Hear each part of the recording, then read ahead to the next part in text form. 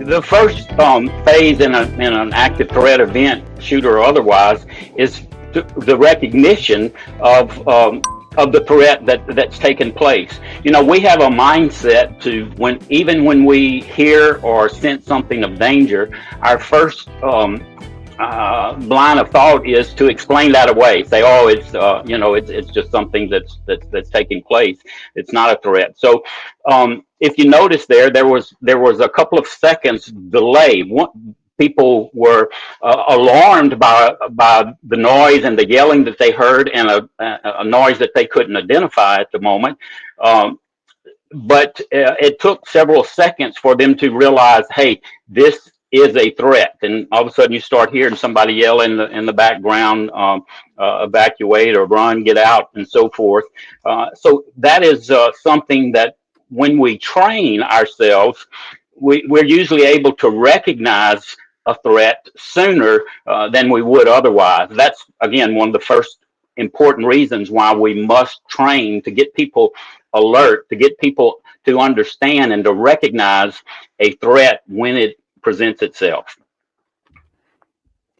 They've got to get beyond that sense of denial, and that's our nature, to deny that anything is wrong. It's when we're in a setting that's usually calm and we're familiar with. So getting beyond that point of denial is of utmost importance, and the way that we can do that is by training and communicating to our folks at church. Okay, that's phase one. Talk to us about phase two as we move forward. Sure. Once we recognize there's a threat, then it's important that we react. You know, when we're not prepared or have not developed a plan in our minds, some people have a tendency to just freeze up and not do anything, even when other people are trying to tell them what to do, to get out or to duck down or whatever the case. And so, Department of Homeland Security several years ago developed a protocol that we call Run, Hide, Fight, and so that's something that I believe and I teach, and we train in our higher education as well as in other scenarios in workplaces, and I like to do that as well in our houses of worship and our churches as well.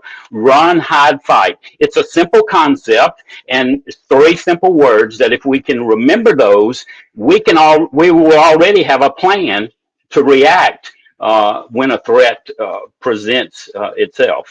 A number of things that are available to help with training, and you've used various videos in some of your live training. Let me show you just a clip. I believe this is from Homeland Security of a situation in training. And then I want you to follow up on the other side and help us to understand kind of what's happening and the importance of utilizing this kind of easy to remember run, hide, fight kind of scenario as we look at it. Let's watch this first.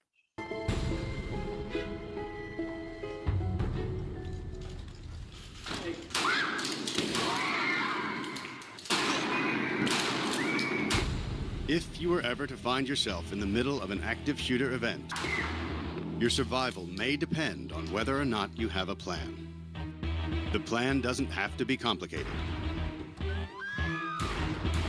There are three things you could do that make a difference.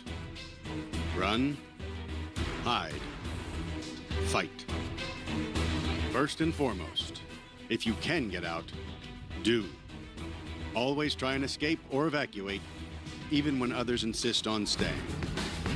Encourage others to leave with you, but don't let them slow you down with indecision. Remember what's important. You, not your stuff. Leave your belongings behind and try to find a way to get out safely.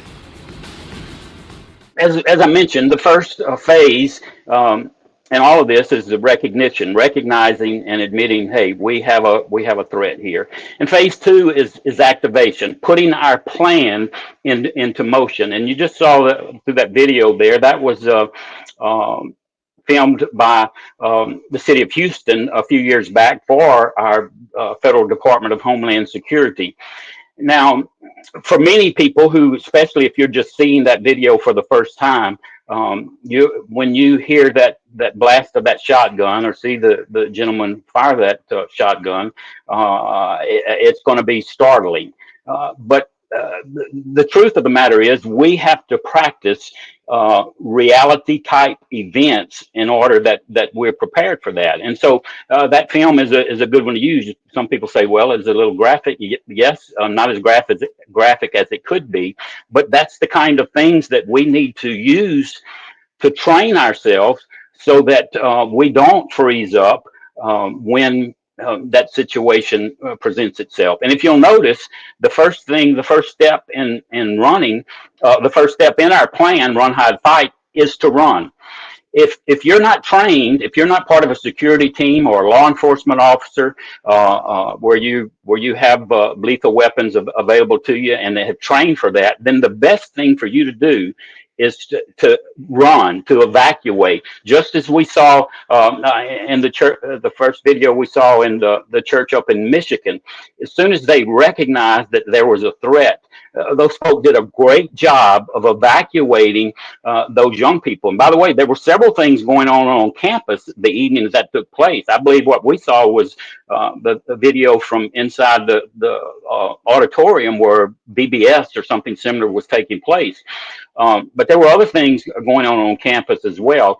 And so, but anyway, notice that when they recognized the threat, they immediately started trying to evacuate everybody they could. So that is the first step. Let me ask you something along this line. We're going to talk about a plan to train and that kind of thing here in a few minutes, and what's involved in that a little bit. But let me just ask real quickly, as a church pastor, of course, you've been a pastor as well, or are a pastor. Should churches actually do active shooter training in the sense of recreating something like that, where people actually get out of the sanctuary, get out of the classrooms, run, hide, that kind of thing? These 3 steps, is that something that should be practiced at a church from time to time?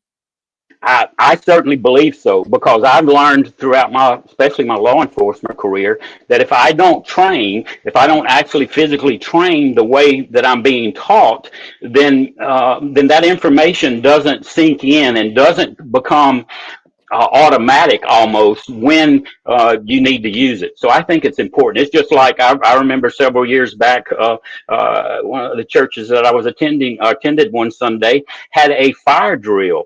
And at first I thought, man, this is a little unusual. I've never seen someone do that on a Sunday morning.